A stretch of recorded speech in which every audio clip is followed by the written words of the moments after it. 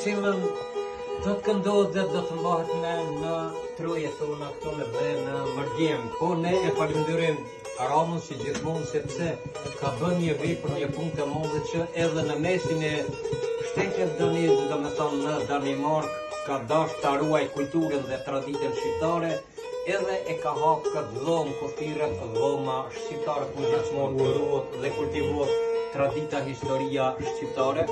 Por unë do t'ju respektoj me një këngë që pe kërkoj për dëshurinë, domethënë dëshura unë një vaj, do t'ja këndoj e këto do t'i lëshoj instrumente patere. O zamat njo, o zamat ko dan, me rozi.